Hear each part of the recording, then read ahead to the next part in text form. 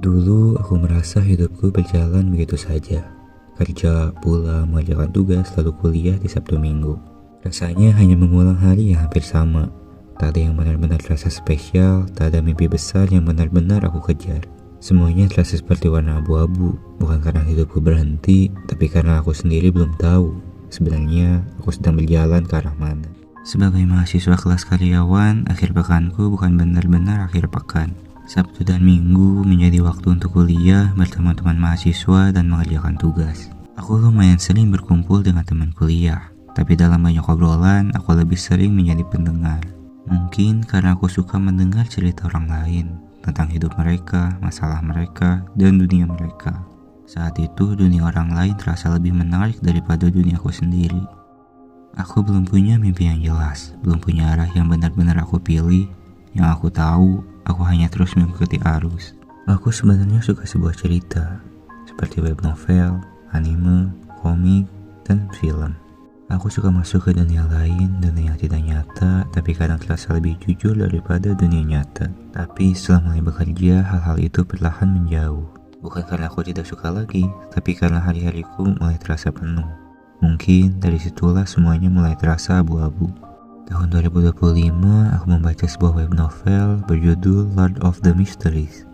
Mungkin terdengar sederhana, hanya sebuah cerita. Tapi beberapa cerita tidak hanya untuk dibaca, beberapa cerita justru membaca balik dirimu. Di cerita itu ada Klein, seseorang yang masuk ke dunia asing, penuh rahasia dan tidak selalu ia pahami. Dia tidak langsung kuat, dia tidak langsung tahu semua jawaban. Dia hanya belajar untuk berhati-hati, beradaptasi, memainkan banyak peran dan tetap bertahan. Tapi di tengah semua itu, dia tetap berusaha menjaga sisi kemanusiaannya. Dari Klein, aku belajar bahwa bertahan bukan berarti diam. Bertahan adalah tetap mengenali diri sendiri, bahkan ketika hidup memaksamu memainkan banyak peran. Bagi sebagian orang, cerita seperti ini mungkin terlihat seperti pelarian. Tapi untukku, cerita justru menjadi cara paling halus untuk memahami hidup. Pelan-pelan, aku mulai menemukan warna dari hal-hal kecil. Di 2026, aku mulai mencoba hal-hal baru. Salah satunya bersepeda. Pelan-pelan ke tempat yang sebelumnya terasa jauh. Dengan sepeda, aku bukan hanya sampai. Aku merasakan jalannya, capeknya, anginnya, dan rasa senang ketika aku bisa pergi lebih jauh dari yang aku kira. Di sela semuanya, musik juga selalu hadir saat membaca, saat mengerjakan sesuatu, saat bersepeda, atau saat hanya duduk diam di kamar. Aku mungkin tidak paham teori musik, tapi musik membuat hari yang biasa saja terasa punya rasa. Aku juga mulai lebih berani keluar dari rutinitas, pergi nongkrong sendiri, pergi ke curug, camping, naik gunung, bahkan nonton konser.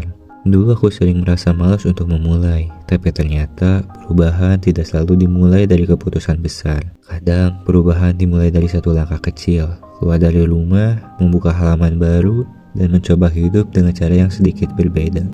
Lalu untuk pertama kalinya, aku mulai punya mimpi. Belum jelas sepenuhnya, tapi mimpi itu terasa dekat denganku. Aku ingin punya cafe book. Bukan hanya sebuah kafe, aku ingin membangun ruang yang punya cerita.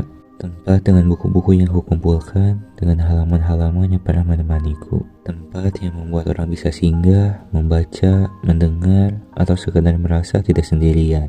Mungkin dari situ aku mulai paham, bisnis juga bisa lahir dari nilai, dari pengalaman, dari makna yang ingin kita bagi. Untuk yang hidupnya masih terasa abu-abu, yang belum tahu arahnya dan merasa tertinggal, tidak apa-apa, perlahan saja. Tidak semua cerita bergerak dengan kecepatan yang sama. Tidak semua orang menemukan warnanya di halaman yang sama. Aku belajar bahwa bertahan hidup bukan berarti harus selalu berpikir positif. Kadang bertahan justru dimulai dari menerima. Menerima bahwa tidak semua hari berjalan baik. Tidak semua rencana berhasil dan tidak semua hal yang hilang bisa kembali seperti semula. Tapi itu tidak berarti hidup berhenti. Itu hanya berarti kita sedang belajar menerima bagian hidup yang tidak bisa kita kendalikan.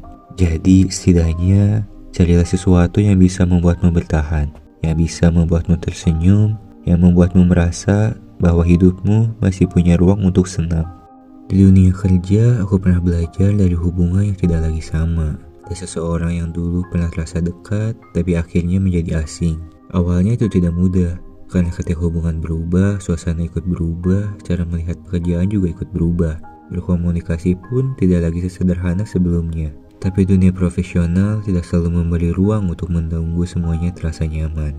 Ada pekerjaan yang tetap harus diselesaikan, ada komunikasi yang tetap harus dijaga, ada batas yang perlu dihormati, dan ada sikap yang harus tetap dikendalikan.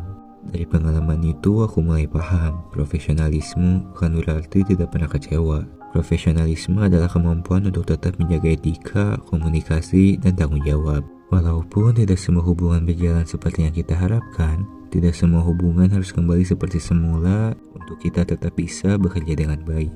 Aku mungkin belum sepenuhnya siap, aku juga belum sampai pada versi terbaik dari diriku. Tapi aku mulai mengerti, menjadi profesional dimulai dari keberanian untuk bertanggung jawab atas diri sendiri. Sekarang ketika aku melihat foto-foto lama dan hal-hal kecil yang pernah menjadi bagian dari prosesku, rasanya seperti sedang membaca ulang beberapa halaman hidupku sendiri.